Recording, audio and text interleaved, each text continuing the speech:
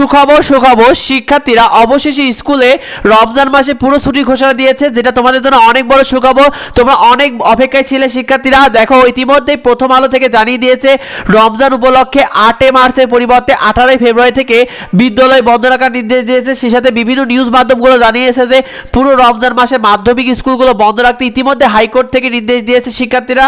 অর্থাৎ তোমাদের স্কুলে তোমাদেরকে আগেও জানিয়েছিলাম যে হাইকোর্টে তোমাদের একটা নোটিশ পাঠানো হয়েছে এবং সেটার নোটিশের ফলাফলও জানিয়েছে তারা। স্কুলে রমজানের ছুটি নিয়ে ইতিমধ্যে হাইকোর্টের নির্দেশনা জানিয়েছে, যেটা বিচারপতি ফাহমিদা কাদের ও বিচারপতি মোহাম্মদ আসিফ হাসান জানিয়েছেন যে তোমাদের পবিত্র রমজান উপলক্ষে 8 মার্চের পরিবর্তে 18 ফেব্রুয়ারি থেকে, অর্থাৎ তোমাদের তো 8 মার্চ থেকে স্কুল বন্ধ হওয়ার কথা ছিল, সেটার পরিবর্তে তারা 18 ফেব্রুয়ারি থেকে সরকারি বেসরকারি যে মাধ্যমিক ও নিম্ন মাধ্যমিক স্কুলগুলো রয়েছে সেগুলোকে বন্ধ রাখার নির্দেশ দিয়েছে হাইকোর্ট থেকে। অর্থাৎ হাইকোর্ট থেকে শিক্ষার্থীরা এই নির্দেশটি এসেছে, যেটা তোমাদের জন্য অনেক বড় সুখবর। অর্থাৎ তোমাদের রমজান মাসে পুরো মাস ছুটি পেয়ে গেলে শিক্ষার্থীরা, সেক্ষেত্রে তোমরা শুধুমাত্র সরকারি নয়, সরকারি বেসরকারি সকল মাধ্যমিক স্কুলগুলোতে কিন্তু এই রমজানের ছুটি পড়ছে তোমাদের 18 ফেব্রুয়ারি থেকে 28 মার্চ পর্যন্ত, যেখানে তোমার টানা 40 দিনের ছুটি পেলে শিক্ষার্থীরা।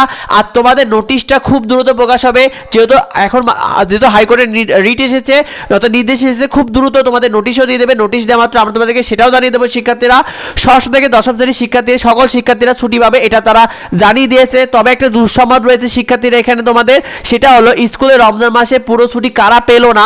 আইনজীবী ইলিয়াস আলী তিনি জানিয়ে দিয়েছেন যে আদেশে, অর্থাৎ হাইকোর্টে যে আদেশটা এসেছে সেখানে প্রাথমিক বিদ্যালয় অর্থাৎ প্রাইমারি যে সকল স্কুলগুলো রয়েছে প্রথম থেকে পঞ্চম শ্রেণী, সেই সকল স্কুলগুলোকে বন্ধ রাখার কোনো নির্দেশ দেওয়া হয়নি। অর্থাৎ প্রাইমারি স্কুলগুলোতে যে রমজান মাসে বন্ধ থাকবে এই নিয়ে কোনো নির্দেশ এখনও আসেনি শিক্ষার্থীরা, শুধুমাত্র এসেছে ষষ্ঠ থেকে দশম শ্রেণী যে সকল শিক্ষার্থী রয়েছে তাদের জন্য শিক্ষার্থীরা।